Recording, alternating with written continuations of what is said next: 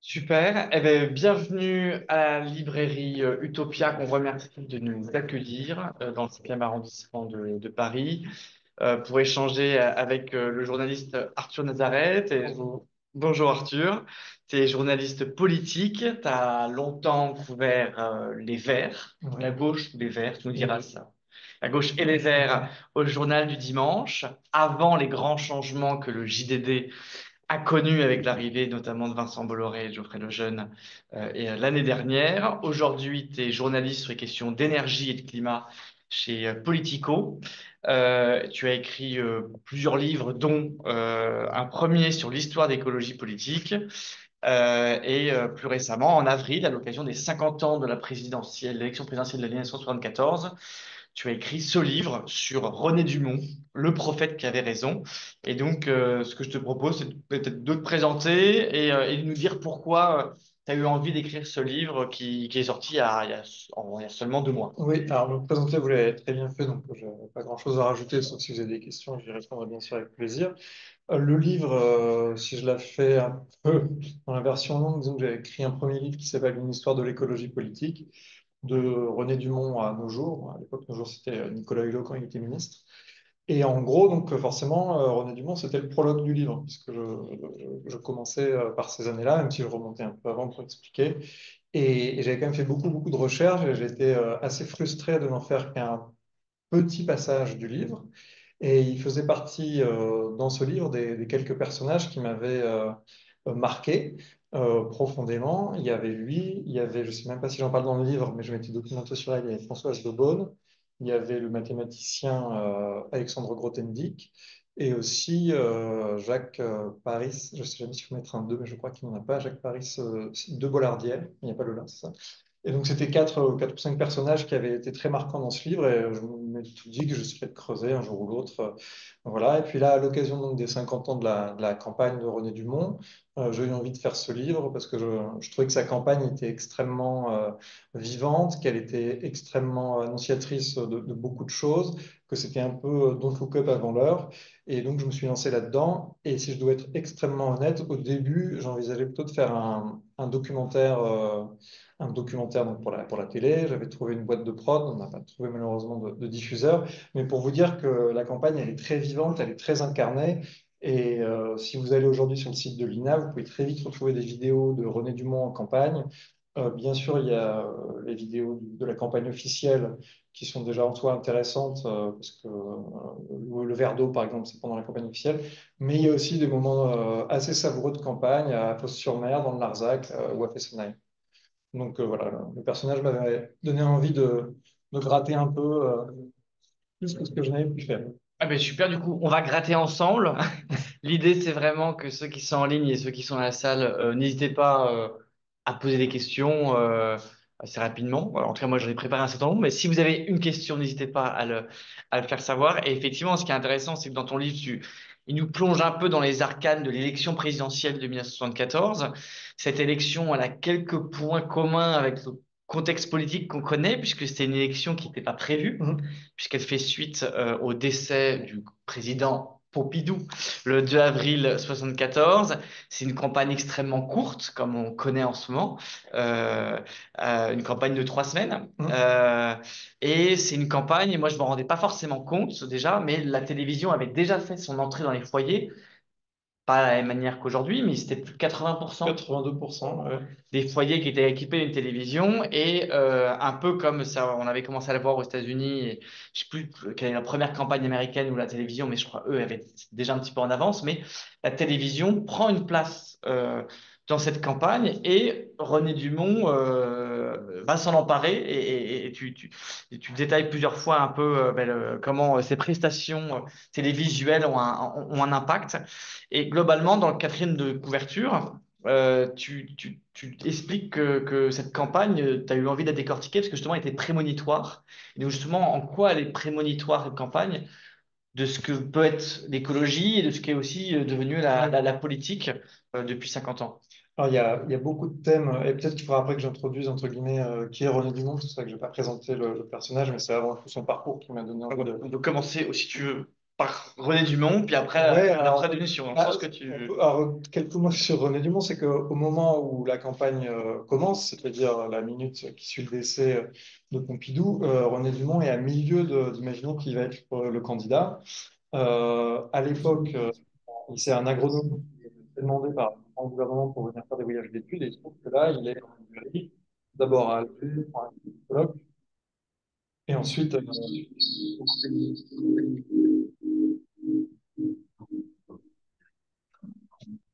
Ouais. dans une autre ville, dans une autre ville. Et c'est en fait quand il revient d'avion à Orly, il revient assez tard, vers 23 heures, et là il tombe sur trois types qui le voient débarquer avec sa djellaba rouge et qui lui disent tu es notre candidat. Et lui, évidemment, il n'avait pas pensé du tout à ça, puisqu'il est agronome, il n'est pas un homme politique au premier sens du terme. Et donc, ces trois personnes-là vont lui proposer de le ramener chez lui. Et pendant le trajet en voiture, il lui explique un peu de quoi il en retourne. Et Dumont, qui n'est pas un homme à avoir froid aux yeux, leur dit ni oui ni non, mais plutôt pourquoi pas, revenez demain, on en rediscute. Et le lendemain, il redébarque chez René Dumont avec un peu plus de personnes qui sont venues là pour essayer de le convaincre. Et il va très vite se laisser convaincre avec assez peu de conditions, puisque ce que proposent les écologistes lui convient plutôt bien. Il va avoir comme condition de pouvoir parler du tiers-monde, parce que c'est quand même un ajout par rapport à la doctrine balbutiante des écologistes à cette époque-là. Et l'autre codicile, c'est qu'il n'y ait pas de candidat du PSU. À l'époque, on parle de Piaget, donc le héros de la lutte des Lippes, parce que lui a été sympathisant au PSU de 60 à 62. Après, il a rendu sa carte parce que c'est un homme qui n'aime pas avoir de carte. Il fait pareil avec la carte qu'il avait de la SFIO dans les années 30. Donc, c'est un homme qui est politisé, de gauche, mais qui n'a jamais fait de carrière politique, qui ne s'est jamais présenté à une seule élection politique, il ne s'est jamais présenté, et donc il débarque de voyage d'études, et là on lui dit c'est toi. Il faut savoir qu'à l'époque, les écologistes, ce n'est pas un mouvement politique constitué, ce n'est justement pas un mouvement politique, et lui va le politiser, va le faire rentrer en politique. Ils n'ont pas d'argent, ils n'ont pas de locaux, il n'y a pas, comme j'ai dit, de doctrine constituée, il n'y a pas de permanent, il n'y a rien, et donc c'est vraiment pendant 3 semaines de la débrouille. Et après, on verra qui un peu l'aide dans cette campagne. Et donc, l'autre question qui était très intéressante, je l'ai Et évidemment oubliée. on va, non, justement, on va approfondir avant de revenir en quoi sur cette campagne des Ouais. prémonitoire. Ah oui. Dans ton livre, tu parles pas mal de l'ambiance de la péniche. Oui, tout à fait. René Dumont est appelé le zouave du pont de l'Alma parce que c'est au bord de la Seine que c'est notamment sur une péniche que s'organise la campagne et que travaille toute l'équipe de campagne, avec déjà à l'époque un certain Brice Lalonde qui joue un rôle Ah, très important. important. Cette péniche, elle est sur la Seine, et là aussi, peut-être qu'on évoquera la pollution de la Seine, et aussi l'une des thématiques que René Dumont investit. Elle était à l'époque pas du tout baignable. Mais j'étais curieux de savoir, tu dis tout à l'heure, le candidat des écologistes, donc tu as commencé à dire le candidat de qui il va être, Ouais. mais du coup, dans ton livre, j'ai cru comprendre qu'il a joué donc à la fois un rôle de politisation d'un mouvement écolo en construction, et surtout ce qui est intéressant, c'est qu'il est allé chercher les différentes ramifications. Tu parles à la fois des milieux libertaires, autour notamment des revues de La Gueule ouverte Mm. et de Charlie Hebdo, même si je ne sais pas si Ouais. Charlie Hebdo c'est exactement le même. Voilà. Donc il y a des milieux libertaires, il y a des associations environnementales assez connues, plus ou moins structurées, fédérées, qui ont une culture, vous le savez sans doute dans cette salle, apolitique. Mm. Et d'ailleurs, ça a duré ensuite avec le Nini d'Antoine Wechter dans la suite de l'écologie politique. Et puis il y a aussi les compagnons de route du PSU. Et donc ça fait, là, moi j'ai identifié au moins trois courants qui sont évoqués dans le livre. Mais en Ouais. tout cas, voilà, qui va être amené à agréger, à toucher et à mobiliser pour cette campagne. Ouais, c'est une bonne question. Peut-être se rendre compte qu'à l'époque, eux, est-ce que c'est dès la couverture? Non, pas, c'est pas sa couverture, mais Dumont et ses proches parlent de la campagne du mouvement écologique et qui représente le mouvement écologique. Mais évidemment, le est un artifice parce qu'à l'époque, il n'y a pas d'unité et c'est un peu lui qui l'a fait le temps de la campagne, déjà parce qu'il y a un enthousiasme derrière sa candidature et aussi pour une raison plus prosaïque, c'est que comme il est le seul à avoir accès à la parole, forcément, ça unifie le message. Et dès que la campagne va se terminer, ils vont se retrouver à Montargis, parce qu'il y a une maison secondaire, et aussi parce qu'il y a un écolo très actif à cette époque, et encore aujourd'hui, qui s'appelle Jean-Luc Burguinder, a aussi une maison là et c'est lui qui va préparer tout le week-end. Il va essayer de lancer le mouvement de l'écologie politique. Et en fait, ce week-end va être pas un désastre, mais en tout cas un échec parce que chacun repart un petit peu dans ses propres lubies ou dans ses propres priorités. Euh, les spontanistes qui trouvent que c'est beaucoup trop organisé, ceux qui détestent les partis, ceux qui veulent en faire un nom d'efficacité. En fait, il faudra attendre 10 ans pour qu'il y ait la création des Verts. Donc au départ, René Dumont arrive à fédérer beaucoup de milieux différents, même si certains lui reprochent d'être un peu le dernier venu dans l'écologie, puisque lui, c'est avec un livre qui s'appelle L'Utopie ou la mort en 1973 qu'il entre entre guillemets dans cette famille-là. Certains le lui reprochent, mais en tout cas, il arrive à fédérer de manière assez large. Et aussi parce que finalement, il a un profil assez atypique. C'est à la fois un scientifique, et il y a beaucoup de scientifiques au début du mouvement écolo, notamment aux États-Unis, quand on pense à Ehrlich, quand on pense à Barry Commoner, quand on pense à Rachel Carson. Donc il a à la fois cette patte scientifique et il a à la fois la patte du militant de gauche et plutôt de la deuxième gauche anticolonialiste et plutôt féministe, même si faudra nuancer. Et donc il arrive à agréger tous ces mondes-là, même si euh, la principale association de protection de l'environnement ne veut pas soutenir sa campagne parce qu'elle se dit apolitique, effectivement.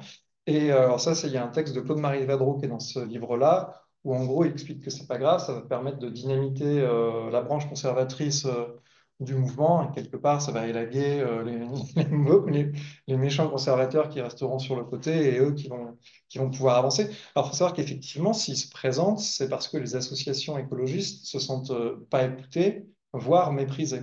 Et donc lui, par exemple, quand il obtient les 100 signatures, parce qu'à l'époque, c'est 100 signatures, en gros, il va dire, bon, bah, maintenant, on va nous parler, comme dirait David Comment, on va nous parler meilleur. Et c'est, faut toujours citer David Comment quand on parle de René Dumont. Et donc, du coup, il arrive à faire prendre cette mayonnaise le temps de la campagne, même si pendant la campagne, les libertaires vont un peu quitter le bateau parce que, ils trouvent que c'est qu'il y a trop de vedettariat, que c'est trop autour de sa personne. Et il y en a un qui m'a dit, de toute façon, c'est trop compliqué d'organiser la spontanéité ce qui n'est pas faux. Et donc, lui, il part avec le fichier, il part assez en colère. Et les plus libertaires ou les plus spontanistes de l'époque, d'ailleurs, voulaient que lui dise, je suis candidat, apporte les 100 signatures, et après on s'en serait débarrassé et on aurait fait des happenings, enfin, et ils auraient fait dans leur tête, c'est une toute petite partie, hein, des Ouais. happenings pendant le temps de parole du candidat. Il faut savoir que René Dumont, même quand il présente sa candidature, le jour où tout le monde vient chez lui pour essayer de finir de le convaincre, lui, il ne sait pas trop s'il veut aller jusqu'au bout ou s'il veut se désister au dernier moment parce qu'il n'a pas envie de gêner François Mitterrand. Parce que les gens de gauche, 74, estiment que la victoire, si elle n'est pas certaine, elle est possible. Alors, on va regarder un peu de suspense, on va garder pour tout à l'heure. Mais il n'a pas gagné quand même, Voilà, on le peut le dire. score et le second tour et les tractations avec François Mitterrand.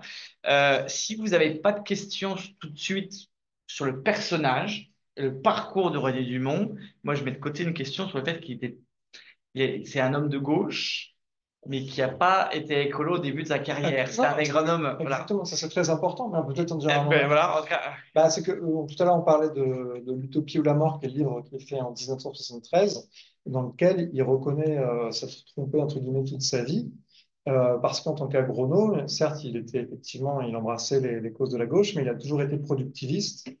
Et en 73, en ayant lu le rapport du Club de Rome, entre autres, mais pas que, mais surtout, il fait un aggiornamento et il explique que désormais il ne faut plus maîtriser la nature, mais s'associer à la nature, et que ce qui prédisait il y a encore quelques années, ce qui préconisait, pardon, n'est plus ce qu'il faut faire aujourd'hui. Et c'est là où l'écolo auquel je vous avais dit tout à l'heure, c'est Bernard Charbonneau, qui lui tape dessus dans la gueule ouverte, en mode, effectivement, tu as viré tes petits quand même très tard.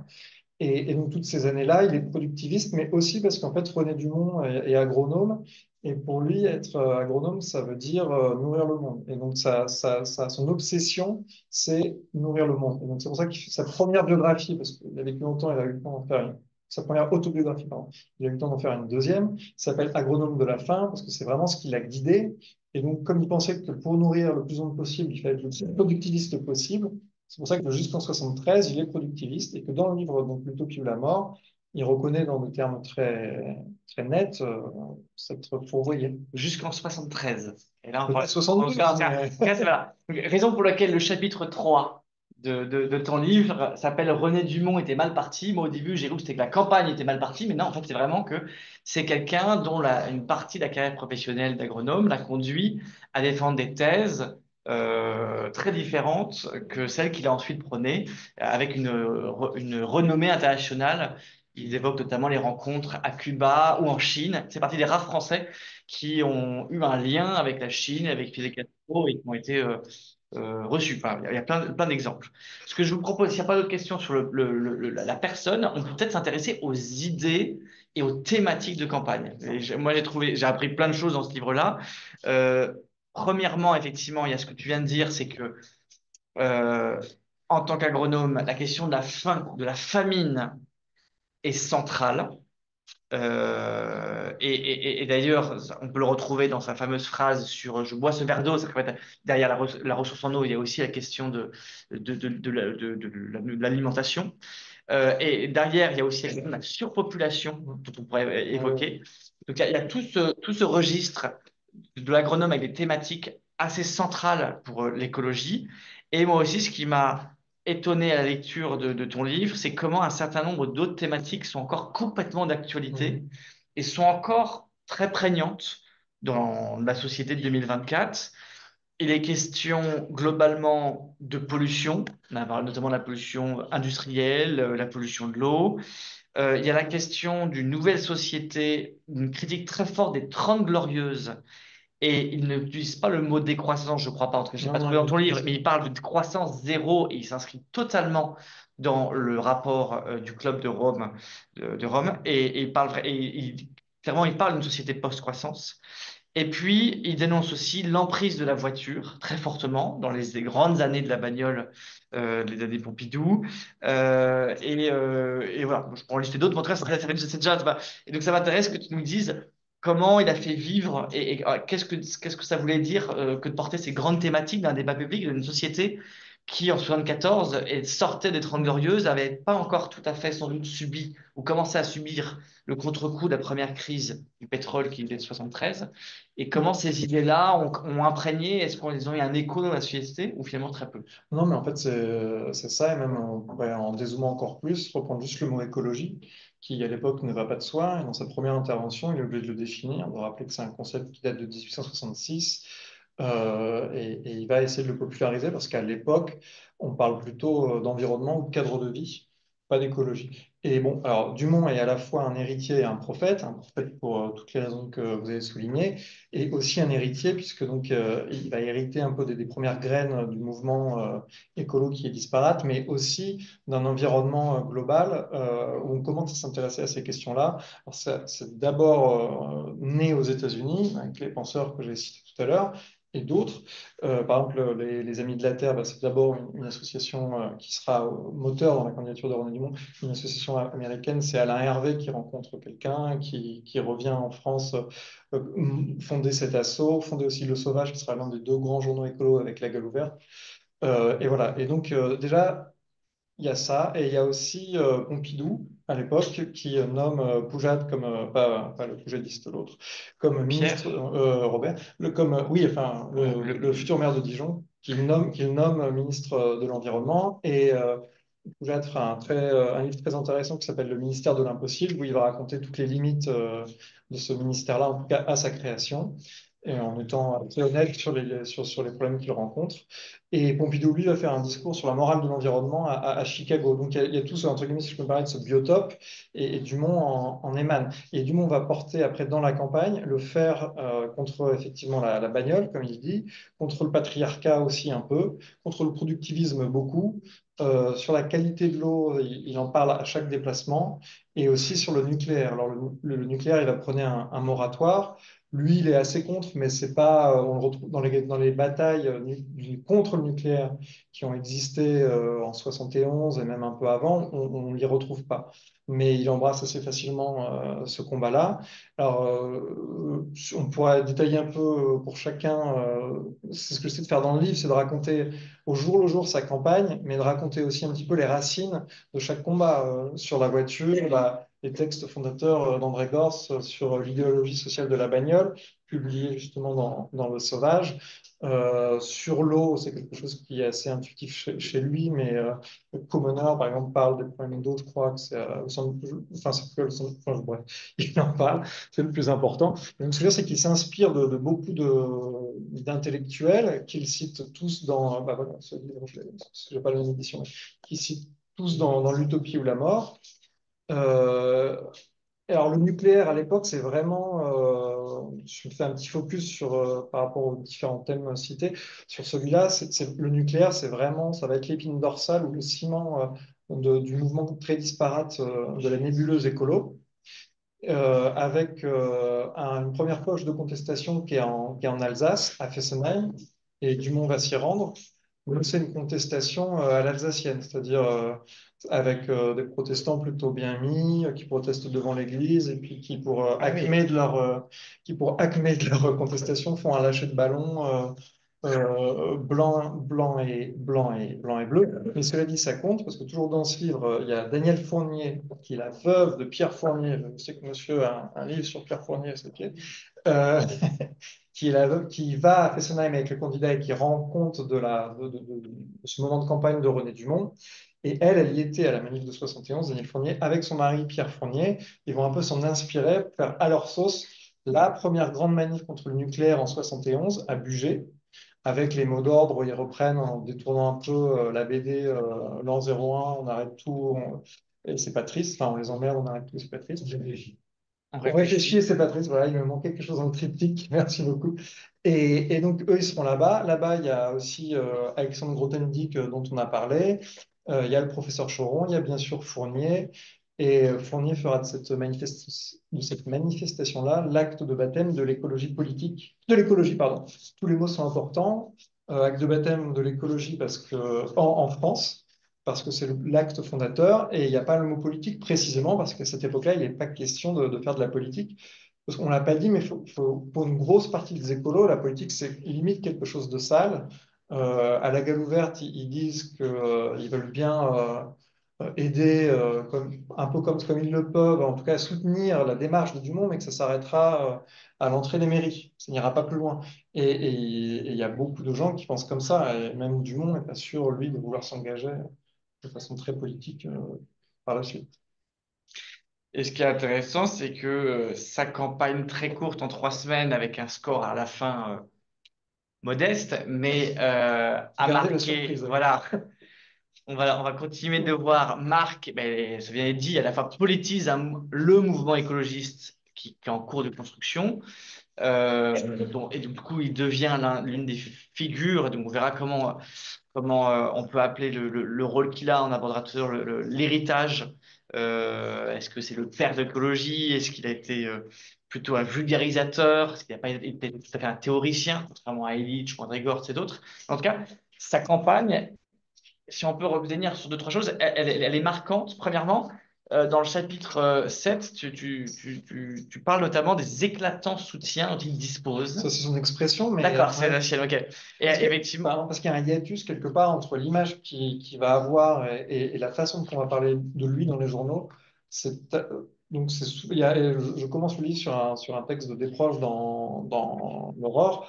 Alors, c'est peut-être que je le lise, mais en gros, beaucoup de gens vont hésiter entre est-ce qu'il est farfelu, est-ce qu'il est révolutionnaire, est-ce qu'il est fou ou pas. Et lui, quand il fait sa première intervention publique, il précise bien qu'il est agronome depuis 40 ans, qu'il est consulté par beaucoup de gouvernements, qu'il a écrit des pages et des pages, des cathédrales de livres. À chaque fois qu'il fait une mission, il fait un rapport et ensuite il en fait un livre. Ça, c'est son premier livre. C'est quand même la prêter pour la soirée, qui date de 1935, si je ne me trompe pas, qui est de sa première expérience professionnelle dans le Tonkin. Euh, pardon, celui-là. Et ce que je veux dire, c'est que donc il y a cette espèce de perpétuel mouvement de balancier entre est-ce qu'il est sérieux, est-ce qu'il n'est pas sérieux, parce qu'il dit des choses très graves avec le sourire, il annonce un peu la catastrophe en souriant, donc on ne sait pas toujours à quel sens vouer. Et effectivement, quand on regarde la liste des gens qui le soutiennent, eh bien, il y a des prix Nobel, pardon, il y a Alfred Sauvy, il y a Haroun Tazieff, il y a Pecci du Club de Rome, il y a L'ancien Louis président de la Malle, Commission européenne. oui, il y a Superman Scholz, Louis Malle, il y a Christiane Rochefort, la féministe. Donc, du coup, ça cadre un peu sa candidature aussi. Avant de poursuivre du coup peut-être sur les performances, l'usage qu'il fait de la télévision et puis aussi peut-être les déplacements marquants, on va essayer de voir s'il y a déjà deux questions. Du coup, tu les lis ou ouais, parfait. Absolument, il y a deux questions en ligne. Un certain Bertrand aimerait savoir quels sont les liens avec Ivan Illich. Ivan. Euh, Bah, chacun est libre de sa prononciation. Et quelqu'un demande, il s'appelle Anne-Marie, est-ce qu'il y a des liens avec Josué de Castro, pardon. Ouais, merci pour la question. Là, on est plus sur les d'autres Alors, théoriciens. je pense forcément que Dumont le connaît pour Josué de Castro. Après, moi, j'ai pas rencontré de texte où il le cite abondamment. Par contre, ce que je sais, c'est que dans la maison de Brice Lalonde, la maman de Brice Lalonde, elle est très intéressée par les problématiques qui sont un peu parfois croisées, celle de Dumont et celle de José de Castro. Donc, elle lit les deux et que c'est comme ça que Lalonde connaît le nom de Dumont, mais il ne connaît pas beaucoup plus que le nom et le livre dans la bibliothèque au moment où la campagne démarre. Et il y en a beaucoup enfin, il y en a plusieurs qui ne le connaissent pas encore très bien à ce moment-là, y compris les gens de sa campagne. Quant à Ivan Illich, moi j'ai plus l'impression que Ivan Illich a influencé Gors, notamment pour l'idéologie sociale de la bagnole, et que Gors a pu être lu par Dumont. Mais Dumont, par exemple, dans L'Utopie ou la mort, j'ai pas le souvenir qu'il cite Gors. Dumont, les gens qui citent, bah déjà, c'est pas qu'il se cite beaucoup lui-même, mais il a quand même bon, 40 ans d'expérience en tant qu'agronome, donc il a quelques notions d'écologie, c'est le moins qu'on puisse dire. Il cite énormément le rapport du Club de Rome. Il cite donc aussi Barry Commoner, Rachel Carson, et il cite aussi Barbara Ward et René Dubos qui ont écrit en 72, si je ne me trompe pas, le pré-rapport à la conférence de l'ONU sur l'environnement. Donc c'est ça son. C'est pas un homme qui fréquente tellement les intellectuels ou les soirées parisiennes. Moi, je fais rien que les soirées parisiennes. Mais de fait, il est tout le temps en vadrouille. Il fréquente plus. Je pense qu'il a plus vu Castro que Sartre dans sa vie.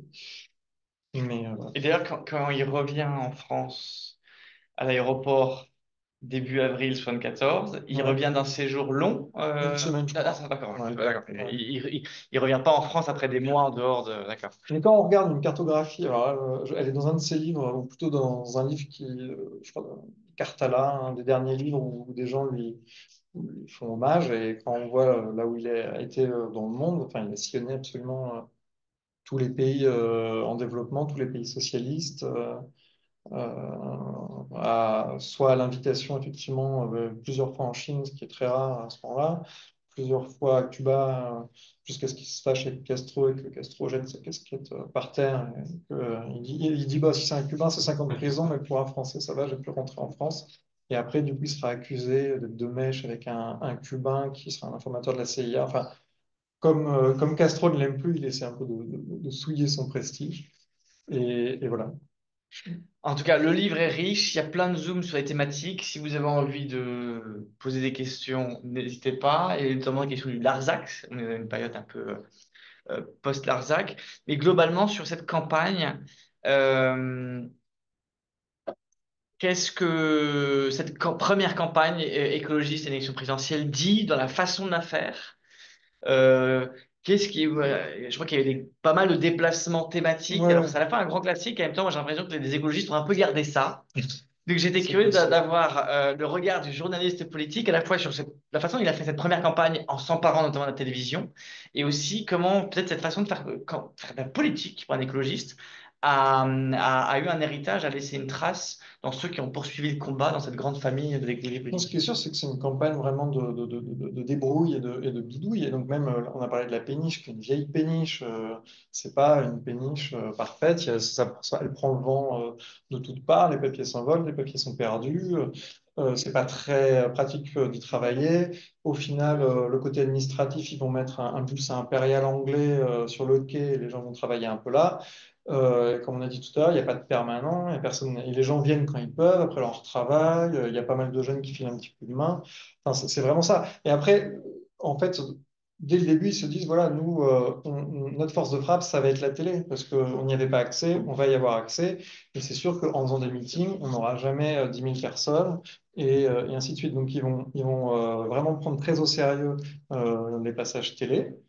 Il faut dire qu'il sera aidé par des journalistes très bien implantés comme Alain Hervé ou Jean Carlier, qui est directeur de l'information d'RTL, qui participe à ces clips de campagne. Et après, il va faire toute une série de déplacements thématiques, effectivement, comme on fait encore aujourd'hui, qui sont parfois un petit peu improvisés parce qu'on lui refuse l'entrée dans tel ou tel lieu, on lui refuse l'entrée à Fessenheim, on lui refuse l'entrée dans certaines usines de Fos. Et donc, à chaque déplacement, effectivement, un peu son message. Donc, Fessenheim pour le nucléaire, Fos, parce qu'à l'époque se construit une zone absolument immense de pétrochimie, de sidérurgie, de supertankers, que c'est la fierté de la France. On voit beaucoup de reportages télé avec des délégations japonaises. Donc, c'est vrai. Et lui, il vient dire, bah non, c'est une pollution qui n'est pas supportable. Ça tue toute la ressource en poisson. Il va y avoir des pêcheurs. Et puis, il va sur le Larzac. Il arrive très souvent à vélo, parfois en calèche. Jamais en voiture, puisque donc il confie la bagnole. Ça lui arrive d'arriver quand même en avion sur les lieux de ses déplacements. Ça n'a pas l'air de lui poser un énorme problème à l'époque. Et donc, il fait ces lieux-là qui sont très emblématiques. Et il fait évidemment, il va au Larzac aussi. Et il va à Lille où il fera un meeting. Et même ces meetings, il y a une vraie ferveur dans ces meetings qui sont pleins. 2000, Oui, 2500 personnes parfois c'est jusqu'à. pas négligeable Ah ouais. pour une petite candidature, entre Oui. guillemets. Et voilà, et lui peut faire ses meetings jusqu'au bout. Ce qui est très impressionnant, c'est le décalage entre ce septuagénaire à la crinière blanche et une foule limite, enfin une foule, des supporters, des militants assez ados, post-ados, enfin très jeunes, qui s'accrochent à son vélo quand il se déplace ou qui se mettent enfin, sur les tables, sous les tables pendant le meeting, parfois sur des recoins de mur. Enfin, ça contraste et lui reste lui-même et fait meeting. Et parfois même, il fait des petites siestes pendant son meeting. Il se couche sur la scène, notamment à Lille. C'est une de ses grandes spécialités, c'est de faire des petites siestes impromptues. Il en fait sur la péniche aussi, parfois quand des journalistes arrivent. Donc ça, c'est quelque chose qui, je crois, qu'il fait de tout temps. Et voilà. Et sur le côté théâtral qu'il a à la télévision, déjà, peut-être que c'est de faire passer son message, parce que s'il n'avait pas eu le pull rouge et le verre levé, on parlerait d'eau et des problèmes de ressources en eau, c'est pas évident. Mais ensuite, de ce que j'ai lu, il était comme ça aussi en tant que professeur. C'est-à-dire que, par exemple, c'est un peu bête, mais il aimait bien ne pas être assis derrière, mais assis sur la table, comme un professoral. Il avait théorisé qu'avoir un aliment, une banane, une pomme, n'importe quoi, ça permettait de casser la distance avec Oui, le manger pouvoir. durant le cours, voilà, Exactement. éplucher un fruit, Ouais, ouais. manger, ça va t'aider. Exactement. Puis il aimait beaucoup l'acteur Pierre Jouvet. Non, pas Pierre Jouvet, ça c'est le politique. Donc l'acteur Louis Jouvet, excusez-moi, c'est la période électorale. Ça a des conséquences sur tout le monde. Et, et donc voilà, et effectivement, il prépare, comme je l'ai dit tout à l'heure, ses interventions de télé avec donc Alain Hervé, qui à l'époque a travaillé Nouvel Obs et qui lance Le Sauvage et Les Amis de la Terre et avec d'autres personnes comme Jean Carlier, donc directeur d'information d'RTL. Donc, c'est des gens qui vont pouvoir un peu le cadrer et l'aider. Il y a même Jean-Pierre Elkabbach qui lui donne quelques conseils. Oui. Et il faut savoir que Dumont est effectivement un agronome très connu, mais peut-être plus à l'étranger qu'en France. En tout cas, en France, il faut vraiment attendre 1962, sachant qu'il est né en 1904, euh, pour que son nom dépasse le champ de sa spécialité. Et c'est le livre L'Afrique noire est mal partie en 62, je crois, qui va le faire un peu accéder à sa première télé. Alors, justement, s'il n'y a pas de questions, euh, j'avais envie d'aborder le thème de la surpopulation, parce que autant il y a des sujets qui à l'époque n'étaient pas d'actualité, comme le climat, Ouais. et qui fait que du coup il avait l'air très à l'aise pour prendre l'avion, et en même temps s'il avait voyagé de par le monde, il devait être décomplexé, puis beaucoup moins de gens qui prenaient l'avion à l'époque, donc c'était un sujet différent. Néanmoins, lui a beaucoup insisté, et il n'était pas le seul, il y avait aussi le démographe Mhm. Alfred Sauvy. Mhm. Apparemment, le président Nixon aux Mhm. États-Unis avait aussi, sur un ton extrêmement alarmiste, pointé la croissance démographique planétaire, qu'elle est constituée une bombe à retardement, et notamment sous l'angle de la famine. Euh, et ça a conduit René Dumont à tenir des propos qui, aujourd'hui, nous étonnent un petit peu. Ah bah, pour le moins. Voilà. Et en même temps, de la surpopulation, parce qu'effectivement, ils avaient des trajectoires qui se révélaient assez pertinentes, hein. Ils avaient tablé sur 6,5 milliards dans les années 2000, c'est à peu près ça. Mais lui, en tirait des propositions qui étaient assez progressistes et pas si éconoclastes à l'époque, mais aujourd'hui, elles sont pas complètement folles.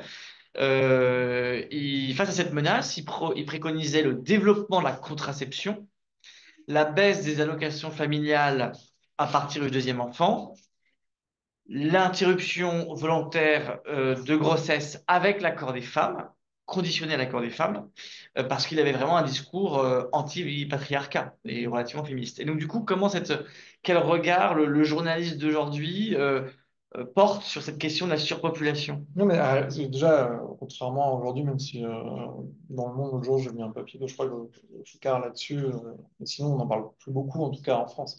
À l'époque, c'est un vrai sujet, donc, on l'a dit, aux États-Unis, en France. Et par exemple, le rapport de Club de Rome va pointer trois grands dangers, en général, j'en dis toujours un ou deux. Il y a la surpopulation, il y a la pollution et il y a l'extinction de certaines ressources naturelles. Donc, le rapport de Club de Rome en parle. Aux États-Unis, il y a Paul Ehrlich, si je prononce bien son nom, qui a écrit un livre qui s'appelle La bombe P, qui est complètement sur cette thématique-là. Et le livre se vend extrêmement bien, c'est un succès, à tel point qu'il est traduit en France. Je crois que c'est au Seuil, mais en tout cas, c'est dans une collection que dirigent les Amis de la Terre. Chez les écolos aussi, c'est présent. Françoise Daubonne, qui est une féministe, première écoféministe, euh, en parle et est d'accord avec Dumont sur ce sujet-là. Et même après la campagne, elle va le rejoindre à une conférence qui traite de ces sujets-là. Et dans son texte de soutien, la féministe et écrivaine et membre du MLF, Christiane Rochefort, pointe aussi ça et est en accord avec Dumont. Donc, quelque part, je dirais pas qu'il est mainstream, parce que, par exemple, à l'époque, il y a le seul à en parler, en fait, c'est Dumont et le Front National via Jean-Marie Le Pen, qui est déjà candidat à cette époque, qui, lui, sur effectivement l'exact inverse, la natalité, les Oui, femmes du oui. foyer. Mais alors, juste deux petites choses, c'est qu'il y a, en fait, ce qui choque à l'époque aussi, c'est les propos qu'a pu tenir Dumont. Dès 35, en fait, il n'attend pas que ça soit dès 35, il en parle dans La culture du riz, dans le Delta du Tonkin, mais après, dans l'Utopie ou la mort, je crois, en tout cas, je crois vraiment, ou sinon c'est peut-être un autre livre, mais il dit qu'il faut aussi regarder ce que fait la Chine, et que finalement, abandonner les petites filles, c'est peut-être pas si mal, enfin, ça se regarde. Donc il a des propos qui sont, oui, il a des propos qui sont difficilement soutenables, on ne sait pas quel degré de sérieux il y met, mais en tout cas, il l'écrit. Et donc voilà, donc ça, il faut aussi en tenir compte. Et après, c'est vrai que tout à l'heure, quand on a listé un peu les points sur lesquels ils étaient en avance, en tout cas pour les écolos dans la mise en orbite de leur lutte, enfin, dans la mise dans l'atmosphère, il y en a deux qui ont un peu disparu, c'est Cynthia Mondiz, mais c'est aussi la question de la surpopulation, qui aujourd'hui n'est plus tellement, enfin même plus une question que les écolos traitent, quoi. En tout cas, On parle de surconsommation, de surproduction, mais pas forcément de surpopulation. Et pardon, et juste un dernier petit point, mais vous l'avez dit très bien tout à l'heure, mais ça peut être aussi, j'imagine, pour des féministes, un petit peu irritant qui envisagent la question de l'IVG sous l'aspect principal de c'est comme ça qu'on va limiter les naissances, et pas c'est comme ça qu'on va donner plus de liberté aux femmes. Ouais. Euh, une question, puis après, ouais, et après on pourra aborder justement l'issue de cette campagne dont on parle. Je serais curieux, j'en ferai un petit questionnaire, un petit quiz pour savoir si vous savez à peu près le nombre de voix qu'il a fait. Et du coup, on essaiera de voir aussi l'impact aussi concret et comment s'est passée cette fin de campagne qui était marquée par l'élection historique de VGE. Oui, pour comprendre l'ambiance à l'époque, les jeunes anards et les milieux dits, vous avez employé le mot spontanéiste à ce moment-là, ça venait du fait que on sortait de mai 68, on sortait de l'échec de renverser l'État à coup de manifestations, etc.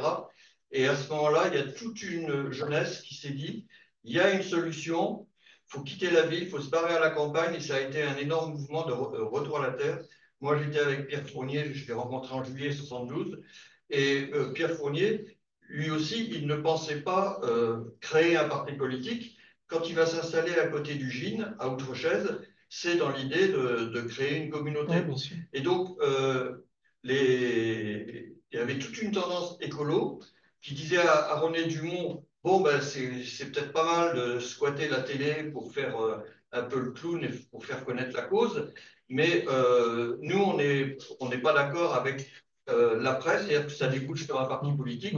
Nous, on veut faire être dans la subversion écologique pour que toute la jeunesse se sauve des villes, s'installe à la campagne, boycotte la société de consommation et se mette à vivre en autarcie, en autonomie agricole à la campagne. C'est ce contexte qui explique certaines réticences, et moi je faisais partie de ces réticences. J'étais aussi à la réunion de Montargis et à la Péniche, et pour ne pas faire prendre la politique au sérieux, à l'époque, les jeunes pensaient que ce qui était sérieux, c'était de tourner le dos à la société de consommation, et c'était ce grand mouvement de retour à la terre qui était suite à une analyse peut-être fausse, j'en sais rien, de sentiment d'échec de mai 68, on n'a pas réussi à foutre le gouvernement en l'air.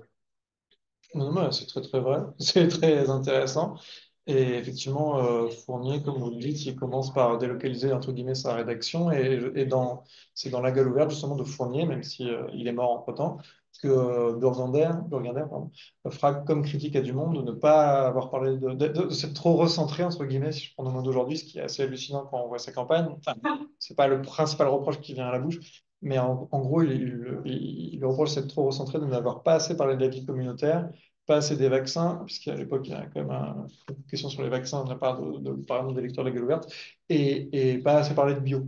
Mais effectivement, mais c'est toute une, je pense que de votre groupe d'amis ou des gens de l'époque, c'est des gens qui font pas vraiment campagne pour du monde, parce que tout à l'heure, on parle, ce que ça m'a fait penser à ça, c'est il faut le dire, effectivement, que c'est beaucoup des enfants de mai 68 qui se retrouvent à faire la campagne de Dumont, en premier chef Brice Lalonde, qui était leader étudiant à la Sorbonne en 68, et il y en a beaucoup d'autres parmi les jeunes qui, je dis parfois que c'est l'alliance des enfants de mai et des professeurs décharnés, et Dumont fait l'alliance entre les deux, et il est un peu les deux, parce qu'il est resté très jeune malgré le fait qu'il ait 70 ans. Et oui, moi, ce que vous me dites, c'est des choses que j'ai pu lire. Parce qu'il y a un des fils de Fischer, ce que vous parlez, de Robert Fischer, qui a fait taper des comptes rendus de ce qui se disait à Montargis. Et effectivement, il y a toute une partie du mouvement écolo, encore c'est un artifice de mettre un singulier, qui était sur les réserves que vous avez vis-à-vis de cette candidature.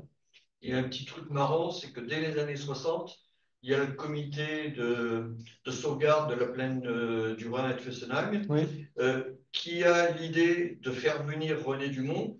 Et à ce moment-là, ils s'aperçoivent que le rêve de René Dumont, c'est de faire 10 mentions de maïs dans la plaine du Rhin.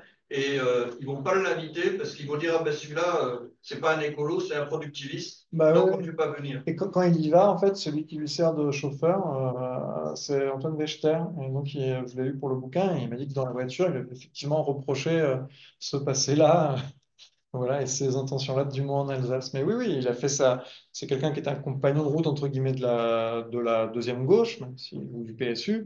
C'est un peu la même chose. Et effectivement, comme on l'a dit tout à l'heure, il fait sa mue en 73. Et avant, c'est pas forcément un ami de la cause. Il a eu un passé comme ça, mais c'était pas du tout son projet même d'aller en Alsace pour faire des plantations de maïs.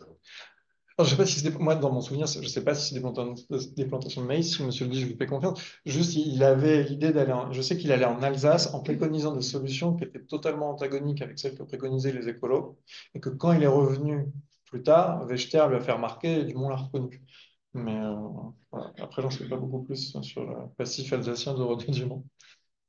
Et ouais, voilà, pour finir, si vous voulez être tout à fait exact, moi, donc, dans ce livre, je dis donc évidemment que c'est la naissance de l'écologie politique avec René Dumont, mais si on veut être très pointilleux, en 73, il y a une législative partielle en Alsace, et c'est Henri voilà, qui est le candidat. Il voulait pas être candidat, mais Wechter était trop jeune, et toute la campagne s'est décidée dans la cuisine de Solange Fernex, qui est une autre figure de l'écologie politique.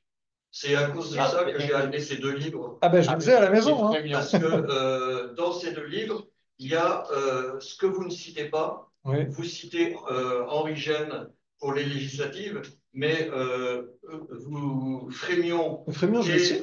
Goguinet Oui. disent attention, c'est toujours une erreur des historiens de dire que René Dumont a été le premier candidat aux élections.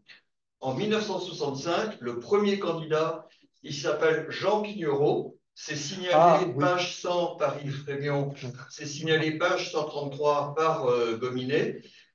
Jean Pignereau a été très connu comme militant antinucléaire. Rayon C'est un ionisant. instituteur de Crisenois à côté de Oui. Melun. Et les idées de Pignereau étaient très diffusées par Pierre Fournier. Et donc en 1965, au présidentiel, à l'époque où il y avait Tixier-Vignancourt aussi Oui. dans les candidats, Jean Pignereau se présente comme écologiste et antinucléaire, mais contrairement à René Dumont, il ne va pas obtenir les 100 signatures. C'est pour ça que la plupart des gens l'ont oublié, mais pas Frémion ni Gobinet, qui Il faut toujours relire Frémion et Gobinet. c'est Non, vraiment mais c'est lui vrai. le premier candidat pour faire pénétrer les idées écologiques. Et il va y avoir un article dans l'Aurore où écrivait aussi Vadreau. Claude-Marie Vadreau sur, Oui, je l'ai, très bien, je vous recommande. sur Jean Excellent. Pignereau. On va le mettre là parce que c'est aussi. Il a ensuite été actualisé. D'autres, comme Pierre Cerne et toi, ont écrit sur l'histoire de l'écologie politique. Mais celui-là, d'Yves Frémion, écrivain qui est journaliste et qui était chez les Verts dès 87, qui a aussi été élu au Parlement européen et Qui conseiller écrit aussi à régional. Fluide Glacial. Ah, Qui est je le savais grand pas. spécialiste des écologistes pour tout ce qui concerne. Non, qui est le spécialiste aussi, pardon, de la science-fiction, mais ça se regroupe, puisqu'il y a beaucoup de science-fiction écolo, notamment Ballard, mais pas que. Ah, bah, quand c'est très bien, je l'ai aussi. Mais ça, je ne l'ai pas. Ça, vous pouvez me l'offrir, alors, du coup. C'est le spécialiste du mouvement Provo, un mouvement déjà écolo en Aux Hollande, Pays-Bas. fin des années 60. Tout à fait. 65. Moi, je voulais revenir sur une anecdote quand il est venu en Algérie, en fait, un souvenir d'enfant, je suis très adolescente. Quand il est venu en Algérie, on a cours d'agronome. En fait, il avait dit, à l'époque, c'était sous Boumedienne, avec des grandes fermes à l'époque, et on commençait à industrialiser et à utiliser beaucoup de tracteurs, mais on n'avait pas les moyens de les faire réparer. Et il avait dit, on a qu'à mettre tous les ouvriers agricoles au travail, à la fourche, travailler manuellement. Alors, je voulais rebondir sur l'érudition de monsieur, puisqu'il faut rendre à Frémont ce qui est à Frémont, il faut rendre à Jean-Paul Bessé ce qui est à Jean-Paul Bessé, qui est donc celui qui a écrit la biographie de René Dumont, même s'il parle assez peu de la campagne. Que par ailleurs, j'espère que ma bibliographie est assez riche, mais Frémont est évidemment cité, Frémont, je l'ai eu au téléphone, mais il y a plein de bons livres sur René Dumont. Moi, je vous invite, si vous voulez lire d'autres choses, il y a Agronome de la faim qui est très chouette parce que c'est sa première donc, autobiographie. Et en même temps, c'est des questions-réponses, donc c'est très vivant, ça se lit facilement. Et pour la petite histoire, en fait, après la campagne, il fait un peu un postpartum électoral. Et donc, il déprime un peu, et c'est une éditrice qui dit, ah, mais tu devrais raconter ta vie. Et donc, il la raconte dans ce livre-là qui est très bien.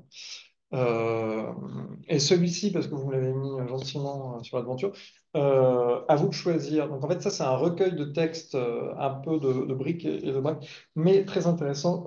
Ils ont un peu collé ce qu'ils avaient récupéré pendant la campagne. Donc, ça va aussi bien de la fiche argumentaire sur des thématiques sur la surpopulation, sur l'eau, sur tout ça. Et il y a des textes aussi de Claude-Marie Vadreau, dont on a parlé, qui fait un texte de cadrage au début. Et j'imagine que ça vous est cher. Un texte de Daniel Fournier sur Fessenheim. Voilà. Et donc, c'est très riche, il y a pas mal de choses. C'est pas toujours sourcé, mais c'est très vivant. Je vous le recommande. Bon, c'est pointu ce soir, hein. Il y a des connaisseurs, il y a même une équipe de fact-checking En qui a direct. cité les pages 100 de Frémion et 133. Donc franchement, bravo pour la précision. On se prend encore un quart d'heure pour être sur un format pas trop long et poursuivre les échanges autour d'un verre pour ceux qui ont la chance d'être ici à Librairie Utopia. Cette campagne, elle finit comment? C'est une bonne question. Ça dépend quand on arrête la date de la fin de campagne. Il y a des souvenirs un peu différents sur précisément le jour même de l'élection. Certains m'ont dit que s'il dépassait un certain score, peut-être à la fin y boire une coupe de champagne. Donc, on m'a dit bon, bah, il y avait une coupe de champagne. En même temps, j'ai demandé à un permanent qui s'appelait, si je ne me trompe pas, c'est bien lui qui m'a raconté cette anecdote, Nicolas Desplat, je ne sais pas comment ça se prononce, qui en gros, ils sont jeunes, donc il est dans sa famille au moment de l'élection, et puis il va à la péniche après, puis il arrive, il voit que le clapotis, il n'y a plus de candidats, il n'y a plus rien, et donc c'est un peu. Ça se finit un peu comme ça. Le score n'est pas. Alors, le score, certains le connaissent par cœur. 0,4. Ah, Non, Non. ah. Et alors, la question, c'est 1,39, j'ai inventé 32, 32. 1,32. Ça fait combien de voix à l'époque? 337 000. Bravo, il est calé. On vous offrira un verre d'eau à la fin de la réunion. Non, il y a même de la bière et du vin Ah bio. non. Et je dis ça juste pour remettre des ordres de grandeur et l'occasion de vous interroger sur la relation avec Mitterrand et ce qui se passe dans Ah oui, ça, l'entre-deux c'est très tours, parce que intéressant. on a connu ces dernières semaines une force politique écologiste qui a joué un trait d'union. Hum. Et Le gouvernement. moi, j'ai Non, pardon. non, pas Jean-Marc Governatori, Ah mais non. plutôt Marine Ah, Tondelier. ok. Il y a beaucoup d'articles qui expliquent comment, dans le nouveau Front populaire, elle fait partie des gens qui ont. Voilà. Et j'étais euh, heureux d'apprendre que dans l'entre-deux tours, fort de ces 337 800 voix, et j'ai appris, René Dumont ne se contente pas, d'ailleurs, du coup, il fait pas la fête apparemment, mais Ah non. il ne se contente pas de retirer ton inventaire et d'arrêter. Non, il va à la rencontre de François Mitterrand, qui est lui fort de 11 millions de voix, c'est vous dire, dans un lieu assez emblématique de l'époque, Oui.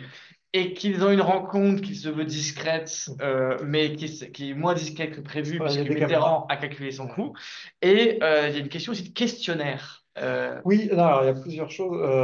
Et en gros, ce que je veux dire par là, c'est qu'il Oui, pardon. il essaie de peser, c'est Bien sûr. intéressant, c'est que il continue de faire la politique et il essaie aussi de faire un trait d'union entre différentes forces politiques dans cette période entre deux tours. Ah, non, il faut dire oui, deux choses. C'est que Dumont, pendant toute la campagne, s'est dit est-ce que je vais gêner Mitterrand, est-ce que je ne vais pas le gêner? Donc, quand Mitterrand l'appelle, il y va. Et donc, mais ce qu'il faut dire peut-être en préalable, Mitterrand qui a essayé de le débrancher. oui, pas mal de fois, parce qu'il y avait des relations communes. Enfin, ils ont envoyé quelques émissaires, ça n'a pas marché. Mais Mitterrand pensait qu'il lui fallait un certain nombre de voix dès le premier tour pour être une force propulsive pour le second. Et donc, il voulait agglomérer tout ce qu'il pouvait, y compris quelques centaines de milliers de voix. Mais en vrai, c'est vrai que là, je vais vous raconter comment Mitterrand va draguer René Dumont avec des gros, gros sabots. Mais en fait, son effort principal porte quand même sur les gaullistes. Pendant l'entre-deux tours, il essaie de leur expliquer que c'est Giscard qui, en appuyant par un référendum de De Gaulle, a précipité sa fin. Donc en vrai, le gros. Le gros de son effort pendant l'entre-deux tours, c'est d'essayer d'attirer à lui les voix L'effort de Mitterrand. oui, de Mitterrand, Ouais. les voix de certains gaullistes. Et d'ailleurs, pendant le débat d'entre-deux tours, il ne sera absolument jamais question d'écologie, mais il se dit 300 000 et quelques voix, c'est pas négligeable, donc il l'invite à la tour Montparnasse où il y a son QG, qui est le symbole de tout ce que les écologistes détestent. Voilà, ça vient de sortir de terre, il faut bien rentabiliser l'investissement. Et donc, il le reçoit, effectivement, il le piège, puisqu'il ne devait pas y avoir de caméra, il y a des caméras, et il lui accorde une petite audience. Alors, Dumont s'en rengorge, il dit, ouais, je lui ai expliqué des problèmes de famille, je suis sûr qu'il va en tenir compte. Il dit, non, Mitterrand n'en a absolument rien à faire. Et ensuite, Mitterrand, pardon, répond à un questionnaire en plusieurs points de René Dumont, mais il répond de manière très précise. 7 pages. 7 pages. Alors, j'ai plutôt en tête, mais il le flatte de manière éhontée en disant que c'est un de ses auteurs favoris, alors qu'il ne le cite absolument jamais, enfin, dans aucun éditorial qu'il fait dans l'Unité, il le cite, alors qu'il cite beaucoup d'autres écologistes. Et donc Dumont va même participer à 2 meetings, je crois plutôt en Ile-de-France, mais pas des meetings avec Mitterrand, et va dire que lui s'est engagé à ne pas dire qu'il fallait voter Mitterrand parce que voilà, le mouvement le lui avait demandé, mais qu'à titre personnel, il le soutenait. Donc c'est un peu ambigu, ou faussement ambigu, parce que donc, tout le monde voit très bien vers où il penche. Et oui, et non, mais parce que le Lierre est une association qui accueille et qui couvre des hauts fonctionnaires. C'est-à-dire que le seul haut fonctionnaire qui va un peu. Il y a Odon Vallée qui est énarque, qui file un petit coup de main pour avoir les 100 signatures sur la séquence, disons, Conseil constitutionnel, qui est aussi assez croquignolesque, parce que les sages vont se demander s'il ne faut pas invalider cette candidature. Il n'a rien à faire dans le paysage politique. alors que par ailleurs, il y a un candidat qui est monarchiste, mais ça leur pose aucun problème pour être candidat à la présidence de la République. C'est autre chose. Et donc, cet énarque qui est Philippe Saint-Marc, qui a écrit un livre qui s'appelle Socialisation de la nature, qui a été assez remarqué, et notamment chez les socialistes. Pierre Mauroy va y consacrer tout un article dans l'organe du parti. Et Saint-Marc, au départ, avait été envisagé pour être candidat. Il dit non, non, moi je veux pas, je veux pas. Et puis ils avaient aussi envisagé que ce soit Théodore Monod qui a dit ben non, moi, je suis trop vieux. Puis ils avaient un peu, du coup, abandonné l'idée d'avoir un candidat. Et finalement, des mois plus tard, c'est tombé sur Dumont.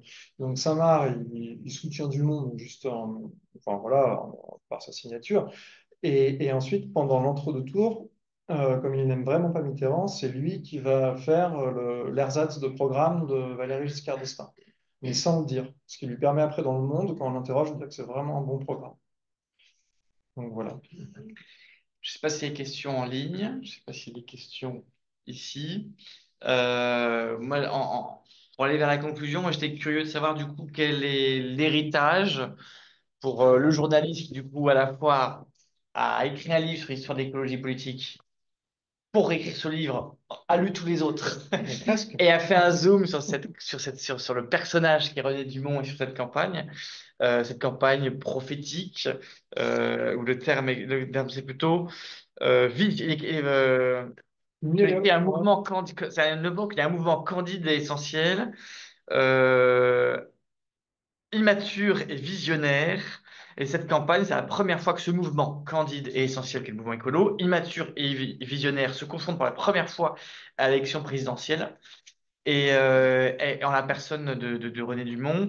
Et donc, du coup, quel héritage il laisse finalement après cette campagne, sachant qu'en fait, il y a l'héritage de cette campagne et aussi l'héritage de René Dumont qui vit jusqu'en 2001. Oui, oui. Bah, un héritage plus grand que celui de Jean Pignereau, peut-être. Mais Mais non, non, il a un héritage. Donc on a dit tout à l'heure, c'est lui qui lance quand même pas mal de fusées de détresse avec des thématiques qui seront encore celles des écolos aujourd'hui, la lutte contre le patriarcat, la lutte contre la bagnole, la lutte contre le nucléaire, l'épuisement des ressources, le tiers-mondisme un peu moins, la surpopulation on l'a vu plus trop, mais même par exemple dans l'accueil des immigrés, lui, par exemple, c'est un truc qu'il aime beaucoup pendant la campagne, il soutient ce mouvement, pas le temps d'en parler là, mais donc tout ça, je trouve que ça reste. Après, par exemple, quand Marine Tondelier a voulu, enfin, pas a voulu, a relancé les écolos, enfin, a fait en sorte que ELV deviennent les écologistes, je crois de bonnes sources qu'elle a demandé au musée du Vivant, qui est le musée qui gère l'héritage des archives de Dumont et des archives papier, mais pas que, aussi des objets, s'ils pouvaient récupérer, par exemple, le pull iconique rouge de René Dumont pour ce lancement. Ça n'a pas pu se faire, mais au-delà de l'anecdote, c'est pour montrer qu'il y avait bien la volonté de s'inscrire dans cette filiation-là. Et ce qu'on peut dire aussi, c'est qu'effectivement, donc Dumont est très âgé quand il meurt, et jusqu'au bout, et avec ses dernières forces, il ira soutenir Dominique Voynet en 95, et il déjugera Brice Lalonde quand ce dernier fera un virage vers le centre droit ou à droite, c'est comme on veut. Et donc, bon, il a accompagné tant qu'il a pu ce mouvement sans, je crois, y être jamais encarté et sans jouer de rôle vraiment actif après la campagne de 74, ou en tout cas de premier plan. Il va à Montargis, il arrive sur son vélo, et il prêche un peu la bonne parole, mais il voit que ça ne se fait pas, et après il reprend sa vie d'agronome, et il fait d'autres voyages d'études, quand bien même il va à la retraite. Et voilà, après, il lui arrive d'accompagner le mouvement, et ce que je vous ai dit tout à l'heure, c'est pas un théoricien, donc il y a peu de textes. Il y a peut-être Utopie ou la mort, mais c'est pas Illich, c'est pas Gorz, c'est pas Commoner, c'est pas Moscovici, et donc son héritage n'est pas de ce point de vue-là un héritage théorique, mais il reste assez présent dans la mémoire. Et pourtant, moi, je trouve que par rapport à d'autres mouvements, je ne sais pas si c'est une histoire de sous, parce que ça coûte cher aussi d'archiver, d'avoir des lieux, d'avoir des permanents. Mais par exemple, au Parti socialiste, il y a une vraie mémoire du parti, des anciens qui sont glorifiés, et les écolos sont un peu parfois comme un arbre qui aurait poussé sans trop connaître ses racines. Et pour les 40 ans, j'avais pas eu l'impression qu'il y ait grand-chose, et pour les 50 ans, je ne sais pas ce qui va se passer, mais je sais que le ELV, les écologistes, prévoyaient de faire quelque chose à Montargis. Je ne sais pas si avec les événements. Non, il y a du nouveau par rapport au musée du vivant. qui est, je crois, géré par Gersoro Oui, et qui est à Grignon. ils ont déménagé. Tout ça, ça déménage Oui, à la Fondation pour l'écologie politique. d'accord. C'est ce que je viens de prendre de Kevin Puissieux, Puissieux. qui est le chef de cette entité-là. Ouais. Oui, J'ai appris ça il y a une semaine. Bon, c'est l'occasion de saluer du coup la Fondation d'écologie politique avec laquelle on travaille, on publie, on organise de temps en temps des événements et aussi du coup de se rendre compte que c'est vrai que cette campagne de 74, il a fallu 10 ans avant que le parti, c'est un moment de structuration d'un mouvement, mais qui ne s'est créé sous la forme du Parti Les Verts que 10 ans plus tard. Il y a eu Et deux petits partis. Oui, la voilà. Confédération. Alors, en fait, qui s'appelle Les Verts, qui s'inscrit Ouais. dans le mouvement mondial et dans la charte ensuite Mais ce qu'ils ont qui est ratifié. peut-être notable, c'est effectivement ces 10 ans et en fait, les Verts se créent un moment de reflux. Disons que les années 70 étaient des années assez porteuses. Pour diverses raisons, ça ne se fait pas à ce moment-là. Et c'est presque quand ils sont au creux de la vague qu'ils arrivent à Clichy à créer leur parti. Voilà pour l'héritage. Et si, ben, peut-être on peut s'arrêter là. Et moi, j'étais aussi curieux de voir, du coup, de voir finalement en quoi. Donc, ouais, la question que j'ai posée au début, mais c'est mieux de la poser à la fin, c'est en quoi cette campagne était prémonitoire de ce qui est devenu l'écologie politique dans son Bah, style, ah oui, dans ses thèmes. bah, je ne sais pas si c'est Cécile Duflot qui a repris ça ou si c'est de tout temps les écolos qui faisaient la politique autrement. Mais Ouais. Dumont, c'est vraiment la politique autrement pour le coup. Mais René Dumont, on l'a dit, c'est un candidat qui veut pas faire, c'est pas un gros mot dans ma bouche, qui veut pas faire carrière, qui veut pas s'inscrire dans la durée. Et on peut dire que, on a cité tout à l'heure les thèmes avec leur permanence. On peut aussi dire que par rapport à cette époque, ce qui a changé, et vous en êtes l'incarnation, c'est une volonté précisément d'accéder au pouvoir, de connaître les rouages du pouvoir, la haute fonction publique, d'avoir des écolos qui ne sont pas que dans les assos, ou pas que chez les scientifiques, ou pas que dans la société civile, et que quelque part, il y a eu une institutionnalisation. On le voit aussi entre guillemets, le personnel politique, c'est qu'au début, c'est vraiment voilà, des gens. Scientifique, Ouais, associatif. oui, et des militants post-64 avec une vraie volonté de subversion. Et aujourd'hui, il y a beaucoup de cadres écolos qui ont fait Sciences Po, Paris ou Lille ou autres. Et donc, il y a aussi un changement dans les parcours des dirigeants, je pense. Donc voilà, et s'il y avait peut-être un exemple qui le montre bien, c'est qu'en fait, quand il est sur le rapport à l'État, quand il est sur le cause au Larzac, à un moment donné, lui, ce qu'on n'a pas dit, mais Dumont est très très antimilitariste, ça lui vient de la guerre de 14, où il voyait enfin, bref, pour plein de raisons.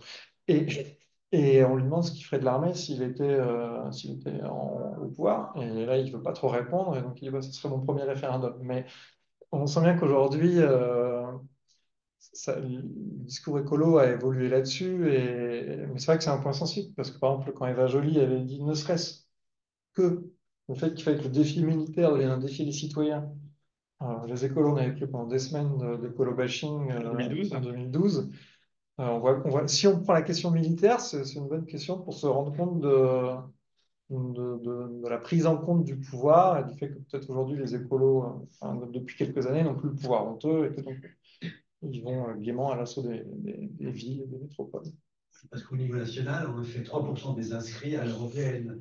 50 Bah, ans après Dumont, donc mais il y a certains écolos qui vous diraient que les années en 9 sont bonnes et les années en 4 sont mauvaises, Ouais. historiquement pour les écolos. On voit que le journaliste politique est encore de Borès par rapport au journaliste Énergie. énergie climat Oui, d'aujourd'hui. je parlais au l'éolienne offshore, oui.